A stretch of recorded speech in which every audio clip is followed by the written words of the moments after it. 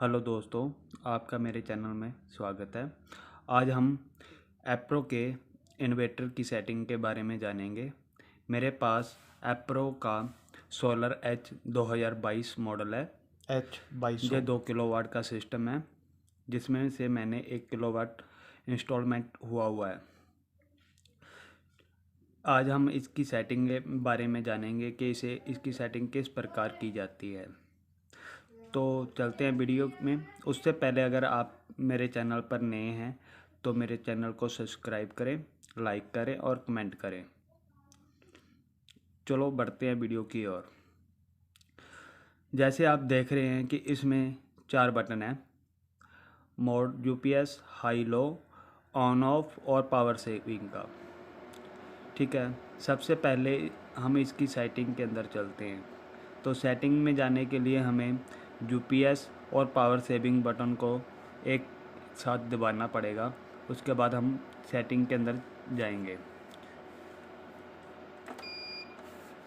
जो इसकी setting open हो चुकी है, इसमें कुछ सेटिंग है, जैसे 14.6 बैटरी के लिए बता रहा है, कुछ और भी है, तो मैं आपको सब के बारे में बताऊंगा।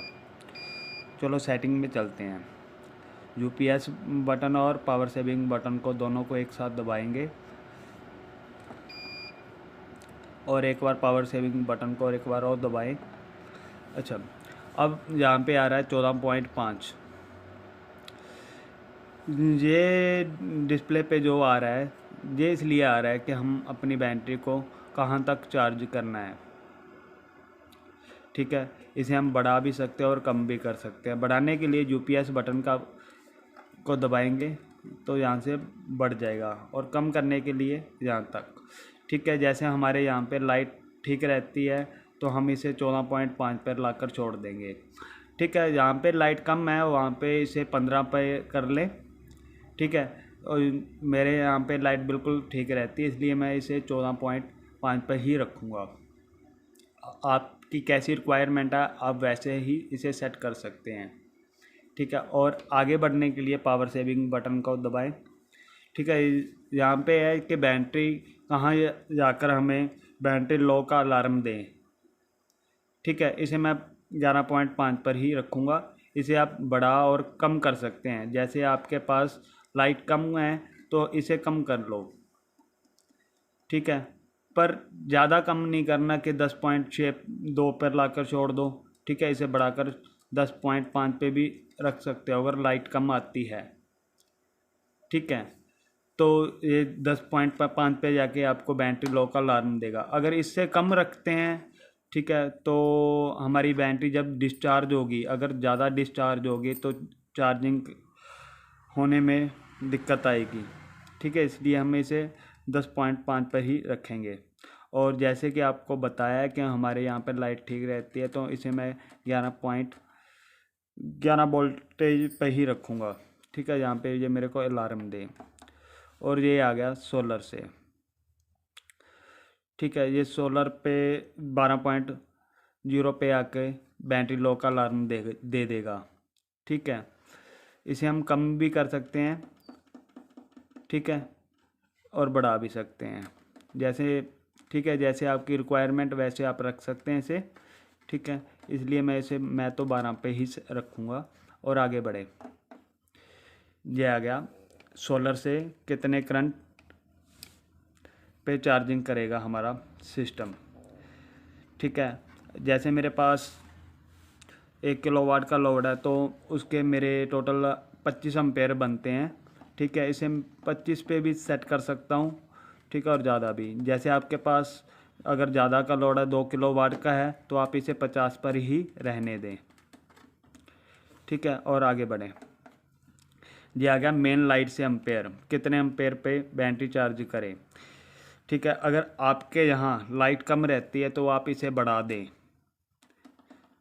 ठीक है, यूपीएस बटन को दबाकर ये 20 एम्पेयर तक जाएगा।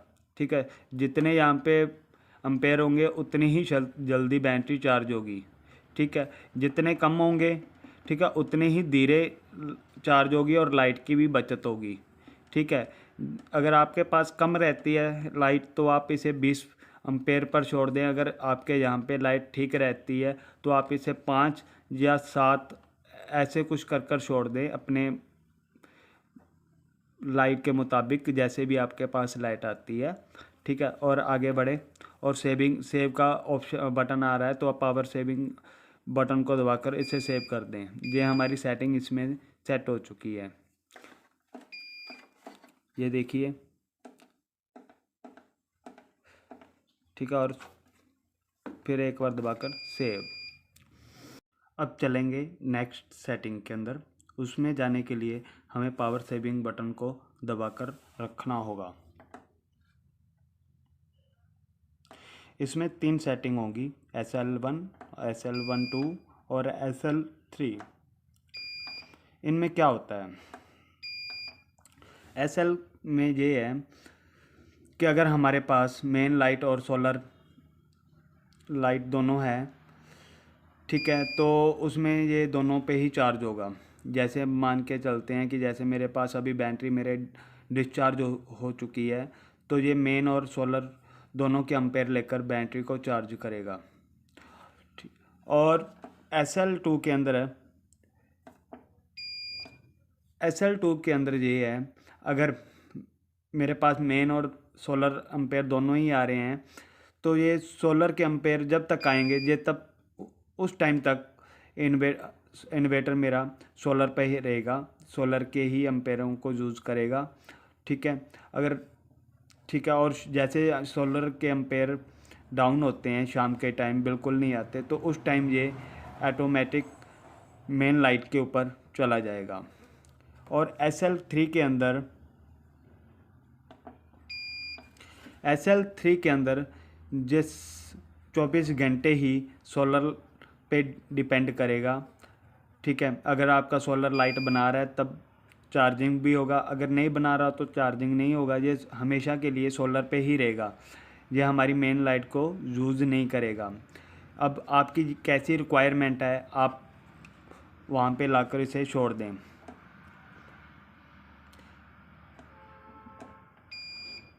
एक बार दबाएंगे और दबाकर रखना है थोड़ी देर के लिए, और SL2 वो यहाँ पे आकर छोड़ दें।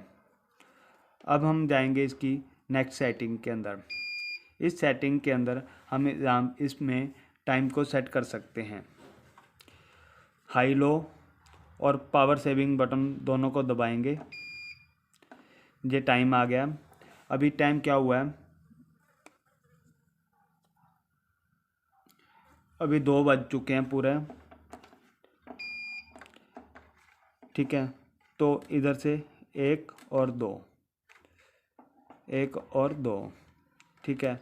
तो अभी 2 बज चुके हैं दोपहर के, उसके लिए हमें इसे 14 पर लाकर छोड़ना होगा, ठीक है। और जो अगर मिनट है, अभी पूरे 2 बजे हुए हैं, मिनट करने के लिए ऑन ऑफ के बटन को दबाएंगे अगर आप करना है, और डाउन करने के लिए पावर सेविंग बटन को दबाएंगे, ठीक है। अभी 2 बज चुके हैं मेरे पास, तो मैं इसे 2:01 पर छोड़ दो, ठीक है। इसके बाद ये अपने आप टाइम सेट हो जाएगा। ये टाइम सेट हो गया। मैं आशा करता हूँ कि आपको मेरी द्वारा दी गई जानकारी से कुछ सीखने को मिला होगा। अगर आपको मेरे द्वारा दी गई जानकारी से कुछ सीखने को मिला है तो एक लाइक ज़रूर करें, और अगर आप मेरे चैनल पर नए हैं तो मेरे चैनल को सब्सक्राइब करें। इस चैनल में मैं आपको air conditioner, fridge, washing machine, electrical के हर तरह के पार्ट के बारे में जानकारी दूंगा, तो बने रहें आप मेरे चैनल पर। अभी हम जानेंगे इसकी डिस्प्ले इंफॉर्मेशन के बारे में। ये अभी टाइम दिखा रहा है, ये वोल्टेज दिखा रहा है बैटरी की, ये एम्पेयर लाइट दिखा रहा है कितने वोल्टेज आउटपुट है, ये लोड दिखा रहा है कि कितने % लोड चल रहा है, ये बता रहा है कि कितने यूनिट अभी तक इसने तैयार किए हैं, ये 1 एम्पेयर बता रहा है कि 1 एम्पेयर से चार्ज हो रही है बैटरी, और 9 एम्पेयर लोड के अंदर चल रहे हैं। और ये फिर से टाइम शो करने लग गया। अगर मैं आशा करता हूँ कि अगर आपको मेरी वीडियो पसंद आई तो कमेंट ज़रूर करें, लाइक ज़रूर करें और ज़्यादा से ज़्यादा शेयर करें।